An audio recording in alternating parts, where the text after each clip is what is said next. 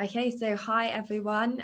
If you didn't know, I am Amy and I'm the Policy and Research Officer here at Kernahan. And today I'm lucky enough to be joined by Kernahan's very own associate, Gary Kernahan. Gary is the Director of Fundraising and Business Development at Children First, and he wrote a blog series for us last month, and it's on Kernahan's website. You can find it in the blog section. About fundraising in the context of the pandemic. So I'm here today to pick Gary's brains with a few more questions on fundraising related questions, especially in the context of COVID-19. So hi Gary, thank you so much for being here. You're very welcome, Amy. Looking forward to chatting all things fundraising. As a confession that I usually have to make, that my name's Gary and I'm a fundraiser. I've always been a fundraiser. It's the only job that I've ever had, and I just love it. So I've count myself very fortunate that something that was once a hobby of mine is something that I get to do day in, day out now. Well, that's great, Gary. I guess the first question I'll kick off with then, given that we've had quite a pandemic themed blog series, but also I just think it's what's going to be occupying people's lives at the moment, obviously. And I think we've noticed that every charity has obviously massively been affected by the pandemic, but these effects haven't been equal. And you've mentioned to me in conversations before that some organizations have been very successful at fundraising during the pandemic. And I just wanted to know what successes had jumped out at you from what you've seen.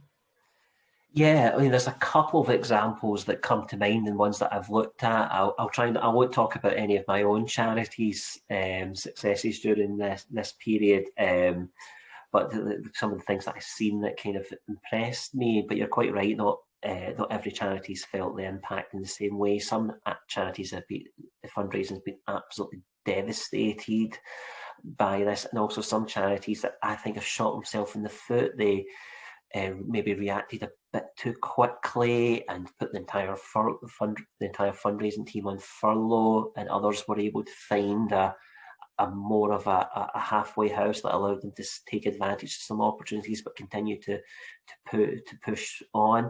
I think in terms of things that impressed me, Sue Ryder, who run hospices across England. I think about 7 hospices in England, a couple of neurological centres, one up in Aberdeen.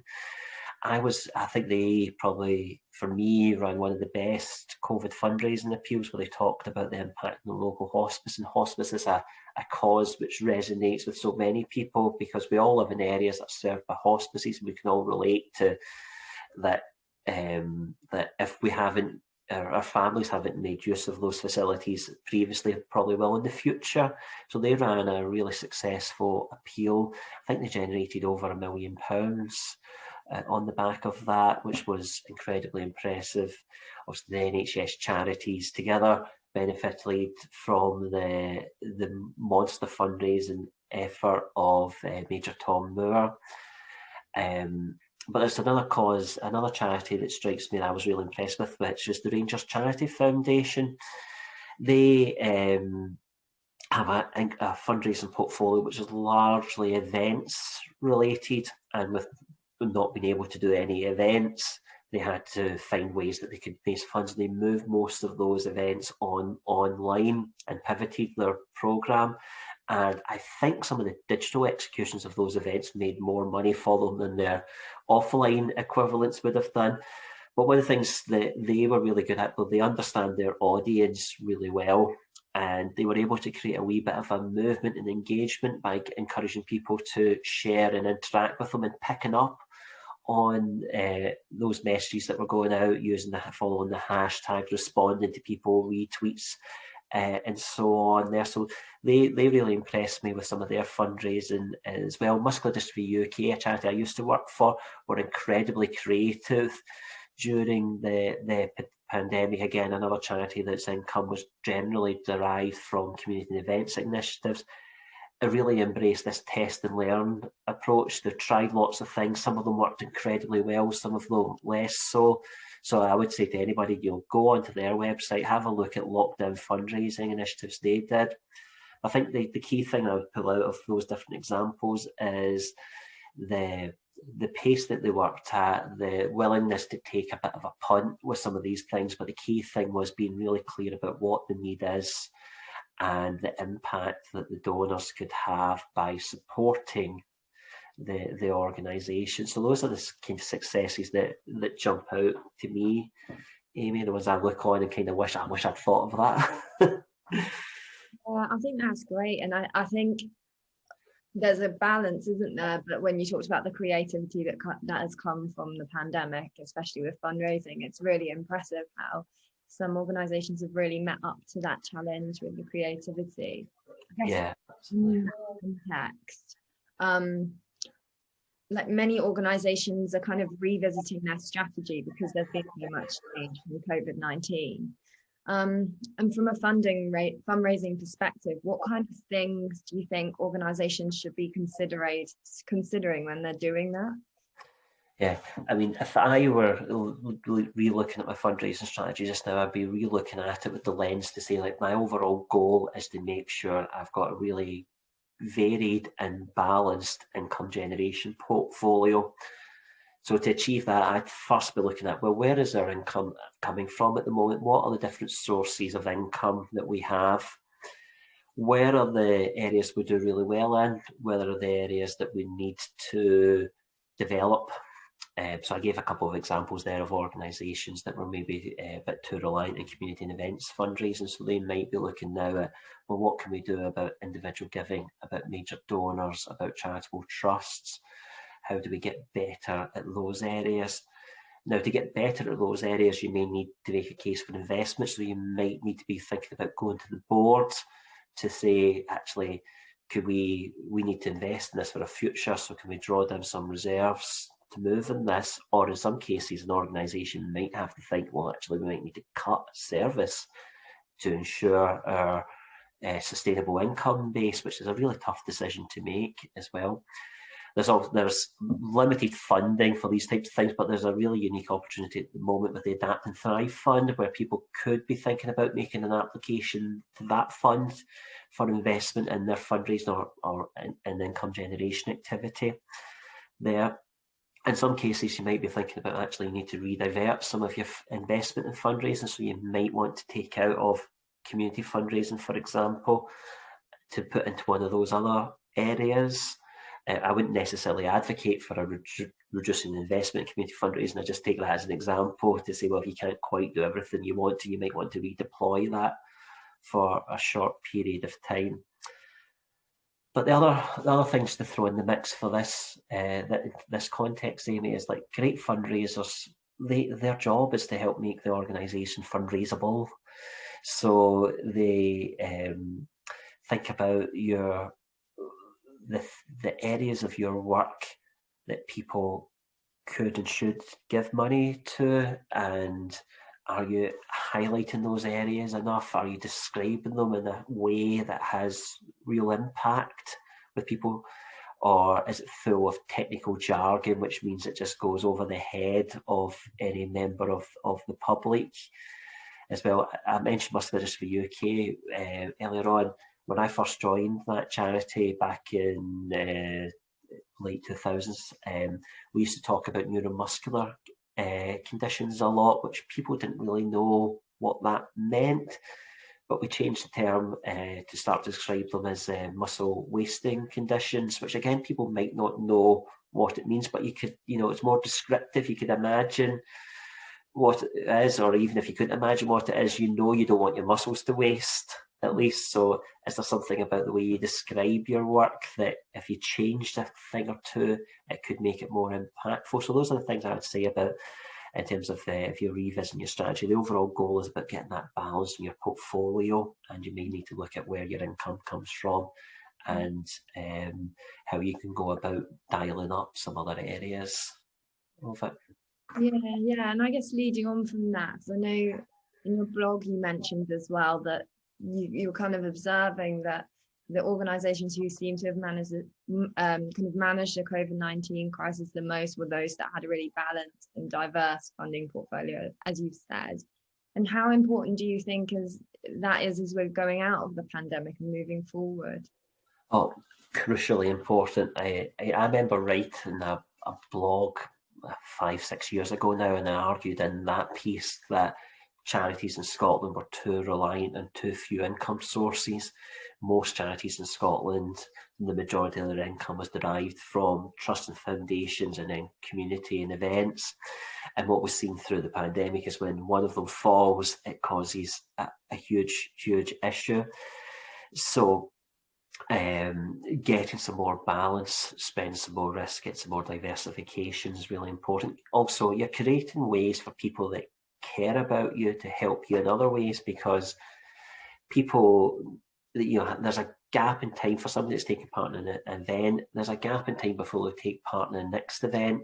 People don't do a marathon 1 month and then do one a couple of months later. Well, if they do, it's very rare that they do that. It's usually about 18 months in between a supporter undertaking some sort of physical activity like that or organising one of their own events to doing a subsequent event. Whereas if you've got some other ways that people could support you, they might be inclined to continue to support you in one of those ways, particularly if there's non-financial ways that you can ask people.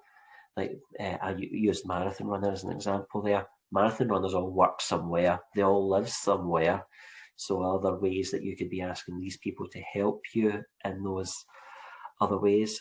Being clear about what the organisation does and how that can be used to generate income is really clear, because some organisations do some really, really fantastic work, but it's heavily stigmatised work, for example. So for the general public to support it, they've got to overcome those hurdles that might exist in their own minds. Now, that can be quite difficult to do. I'm not saying it's impossible to do, but that could be quite difficult. Whereas there might be other pieces of work the organisation does which are more fundable if you put them up in front and centre. Campaigning is a good example, really important area of what most organisations work, but very few members of the public are going to be really motivated to donate towards that type of work as well. So you might want to think about those areas. What do you do that you love doing? What do you do that you're really good at doing, that you're the best at doing? And what do you do that people are going to give money towards there? Another thing I've seen recently, Amy, is this, we talk about building back better, but I'm starting to see when it comes to fundraising, quite a lot of organisations steer towards let's just get back to what we knew before. And I think that's really short-sighted and potentially dangerous to the organisation. I was talking to somebody recently who's wrestling with an issue where their board is very keen to run their black tie dinner, which in the past has raised a chunk of money, and they're, the fundraiser's nervous about it. The fundraiser argues it actually didn't make that much money to begin with because it soaked up all this staff time that was never really factored in. So I think, people, trustees, people in senior leadership positions I would really caution against that. Be measured in your approach. Don't rush to bring some of these initiatives back, because it could be quite, very short-sighted, but could be, taking quite a lot of risk, because you might decide to do it, but as we record here at the end of May, we're not really sure when you're actually going to be able to do in-person events again. So it may be fine to do a black tie dinner in November, but as you start, you have to sell tickets before you get to November. Will people buy tickets for those types of events now, or will they just wait till a wee bit closer to the time till they get a wee bit of surety that this thing's actually going to happen? So I would caution against that. Don't rush back to the way things were. Take some time, make sure you're getting that balance in your portfolio. You'll never get another opportunity like this again. Mm-hmm. Yeah, and I think leading on from that, kind of extending from that, what we've kind of been seeing is a lot of smaller organisations, for example, they don't necessarily have a fundraising position dedicated. So for them particularly, what are the specific tips for those smaller organisations you'd recommend with diversifying that income portfolio? Yeah. Well, what that portfolio looks like and the approach you would take would vary a little bit on the cause. But if I speak in general terms, I mean, for every organisation, I certainly would advocate you should be exploring trusts and charitable foundations as a source of income. But for the other organisations, most of them will work, somewhere and deliver services somewhere in the country. So I would start looking at those locations that you work within and look at what I sometimes call the hospice effect. So if you imagine like a hospice building, Amy, you've got a community round about that building. So, whatever the charity is, where your service is, you've got people round about it. You've got people that will work in that service and people that use that service and some people that might support that service. Mm-hmm. For the people that use the service, you have folk that use it directly, and then you have the indirect users, so the family members. So I would start by looking at those services and looking round about it. So firstly identifying, are there people that are currently known to the organisation that live in those areas? Are there people that currently support the organisation financially in some way, shape or form that live in those areas? What are the companies that work in that area? So is there, various local employers, or is there a big employer that happens to have a base out of there? What are the events that happen within that area? And then you try and put those pieces together, and that's how you start to build a wee bit of a programme there. So if you've got somebody that cares about your organisation that lives in that area, by talking to them about what you're doing there, you've got a local case for support that you can use. And then if you really get to know that individual, you might find out where they work, where they live. Do they, a very simple example, is there an Asda store nearby or a Waitrose? Could they go in and nominate you for the green token schemes, using the case for support of the fact that your organisation works in that area and delivers support and services? If there's companies in those areas, can you find employees that you know that have an interest in your cause where they can go and advocate on your behalf in those areas? And with this an event that happens in those areas, like the Peebles Half Marathon, then if you're a local cause, look at, there's people participating in those areas, can you drum up a wee bit of interest? That's kind of like where I'd start, and it's about relationships, and it's about focusing on people that care about you, or people that should care about you, and helping them get involved rather than focusing solely on people that don't care about you and trying to convince them to support you. So that's maybe where I'd start if I was, if I was employed as a, to go into an organisation that never done fundraising before. That'd be my starting point. Look at trusts and foundations, what you can take to them, and then sort of map out around the communities that your charity operates in. Does that make sense, Amy? Yeah, I think that's really helpful. I think that kind of local approach is also a really helpful one. I guess leading on from that, kind of thinking more just about generally accountability and responsibility for fundraising. I think when we're thinking about who's responsible for fundraising in an organisation, it can be really interesting if there's no dedicated post to kind of understand that properly. And I was kind of wondering, who do you think is responsible for fundraising if you don't have that very clear post? And what are the respective roles of staff and the board for fundraising if you don't have that dedicated post? That's a really, really good question, a really pertinent question. I think when there's not a fundraising post, a dedicated fundraising post, I think the first thing I would need to say to any organisation is you need to be realistic about what's achievable, because this is going to be a tag on to other people's roles. I was talking to a CEO of a small organisation recently who clearly has an enormous to-do list. They've got all sorts of things going on, and they've got to generate income for their organisation by making applications. So I think the first thing is to be realistic, and then make it be really clear about who's going to be doing what. So in this instance, what fundraising sources are you going to be able to access? Because you're not going to be able to access everything.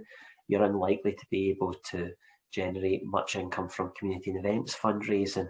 In that instance, you may be able to do well with some of the large, with some focused applications to trusted foundations, but you will be limited, you will be hamstrung about what sources you can go for. So being realistic about that. In this type of example, delivering, a special event like a black tie dinner, as an example used earlier on, probably not going to be achievable because that sucks up loads of time, and even corporate partnerships can take up quite a lot of time to manage them properly. So you just need to be realistic about what ones you can go for. Have a plan and absolutely stick to it, and be really clear about roles and responsibilities. There's sometimes a phrase that's coined that everybody is a fundraiser, which can be helpful, but in other ways can diminish the specialist skills that fundraisers can bring to you. But what I would probably advocate is you want to start to create a culture where everybody understands their role in raising funds, and understands that if they don't play a role in raising funds, there can be consequence to the organisation. So if you are employed as a service manager or project manager, and X% of your income comes from contracted sources and Y comes from voluntary sources, if you do nothing to help the voluntary sources, then there is a consequence there that your service might eventually see some sort of cutback, because you're reliant then on other people to do the work to bring that money in there. But in terms of the board, normally you'd want the board to operate at a more strategic level, but in the case of if you didn't have a fundraiser, yes, you want the board to be looking at the strategy of the organisation, the financial health and robustness of the organisation, where your income is coming from. But you may need that board to help when it comes to fundraising in a much more practical sense. So often I find boards' roles when it comes to fundraising can vary. At one side of the spectrum, where you have a focus solely on governance. So are we fundraising in the right way? Are we adhering to the codes of fundraising practice? Are we operating in an ethical manner? Are we dotting the I's and crossing the T's? And to the other end, where it's more of a development board, where the board will be making introductions, will be personally contributing. Actually, you'd want that in either scenarios, where the board members care so much about your organisation that they will personally support, whether that be participating in events or donating at whatever level they're comfortable at there. In some of those cases, you see the board might set up little subcommittees to lead on the organisation of certain events. So if you wanted to do a gala ball, you might set up a subcommittee with the board, and they would help with the organisation of the event and principally the selling of tickets. But I think, long way to answer your question, Amy, I think just be realistic and be really clear about what you're going to do, what you're not going to do, and what the roles and the responsibilities that follow are. And stick to your plan. Don't get distracted because something shiny new might come along. Stick to your strategy. There's a reason you came up with it. Mm-hmm. Mm-hmm. Yeah, thanks, Gary. I think that's really useful advice, especially about kind of being transparent about roles and things like that. Sometimes that can just be the most important thing, can't it? Yeah, absolutely. And I guess then, if we're thinking about the other situation, maybe, as we've said, organizations are thinking about switching things up a bit after the pandemic. So if organizations haven't ever had a dedicated fundraiser or a fundraising team, but they're thinking of introducing one now, what options are available for them, and what advice might you give to those organizations? Yeah, really, really good question. There are 3 different routes that people could go down. I previously worked for a consultancy, and I remember doing a few of these pieces of work, and the advice I give is sort of based upon that. So the 3 ways that people can do it: one is that you could hire an interim person in with the sort of brief of, we're thinking about doing this, we're not quite sure how it's going to work yet, but we want to try it before we then go down the route of full investment in bringing somebody in post. So you might bring somebody in board for a period of time to help shape that out and help you figure out what that's going to look like. So that'd be the first option you could do. The other option could be that you employ a freelancer. And this happens quite a lot with a lot of organisations use this for trust and foundation applications. They will employ somebody either a day a week or on a ad hoc basis to work up applications on their behalf. So that's another option that you could do.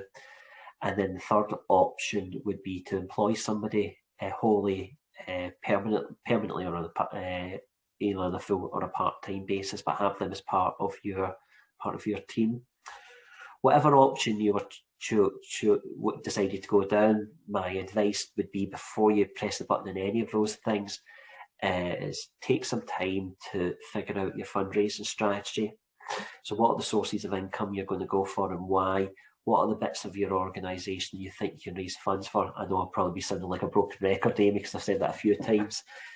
And why do you think those things generate income, and use that to inform the type of person you need, the type of skills and experience, and then either employ that person or find a freelancer or whatever to do it. And the reason I'd advise that way round is, if you don't do that, you'll end up bringing in somebody and paying them money to do it whilst they try and figure out the answers to those questions for you. And there's some sunk costs straight away, because that person's being employed, you're paying them a salary whilst they try and figure out what it is the organisation does and how they can raise money for it. And there's a period of time that passes by there. The person you employ might turn out actually they don't have the skills that you need to generate funds for the type of cause you are, or the type of income streams that you actually need to do. So I would always suggest get the plan right and use that to inform the brief, and then when the fundraiser comes on board, whether that be an employed or a freelance person, you can immediately direct them and you're getting value straight away, rather than having somebody figure out what they need to do. So that would be my advice, and there's those three options, and they all have pros and cons each. So what works for one organisation might not fit for another organisation.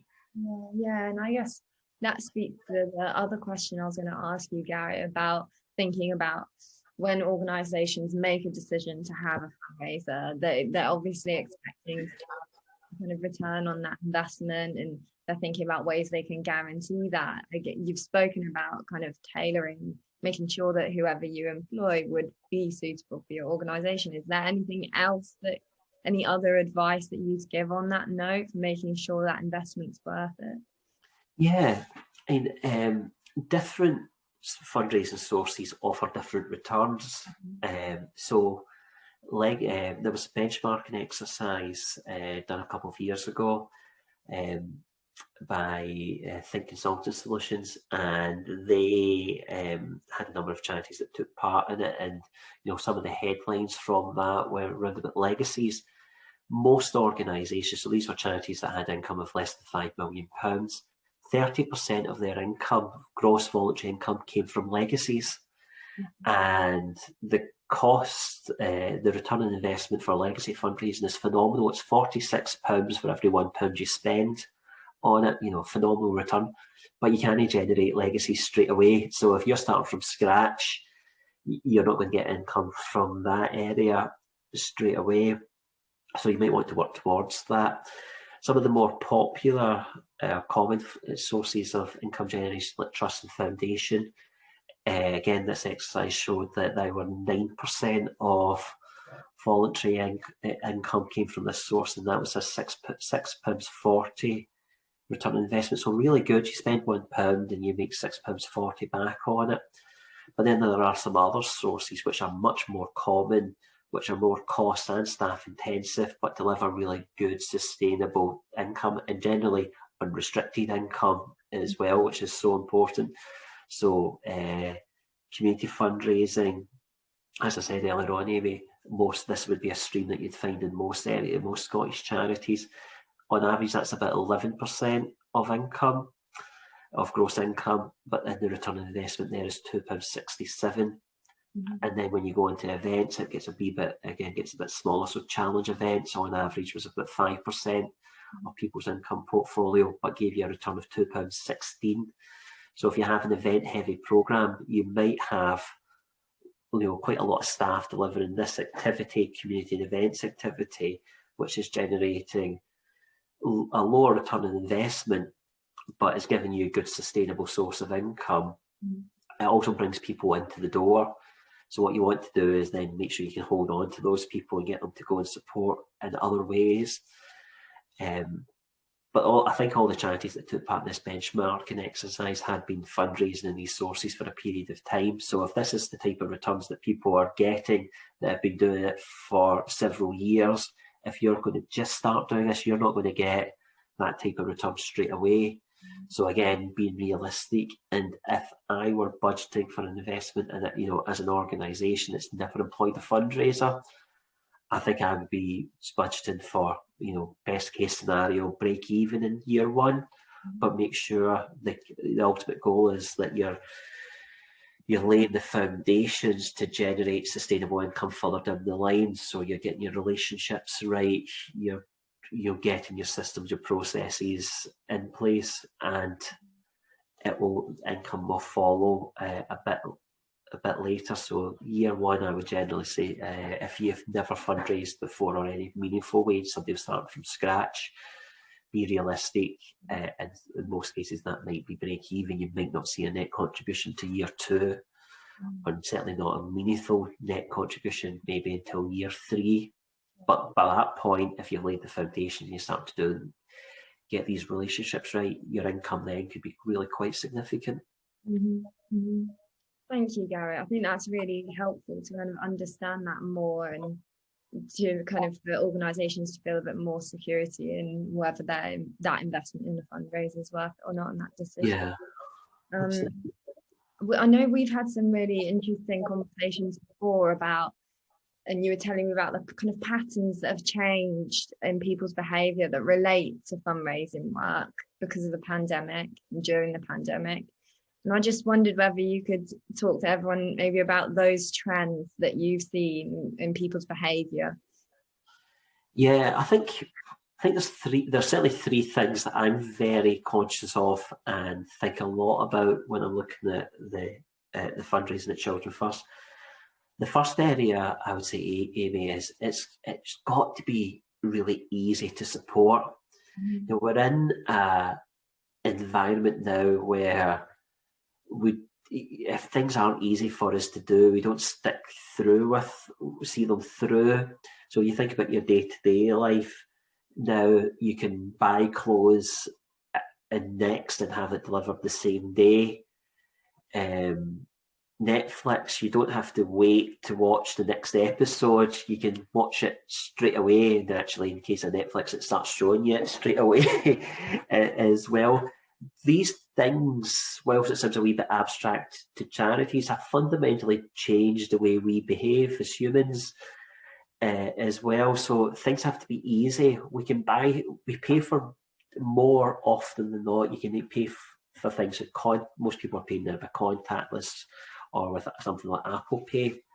Now, so if you have to get your credit card or your debit card out of your purse or your wallet and type in those numbers on your phone, that to me feels like a real hassle.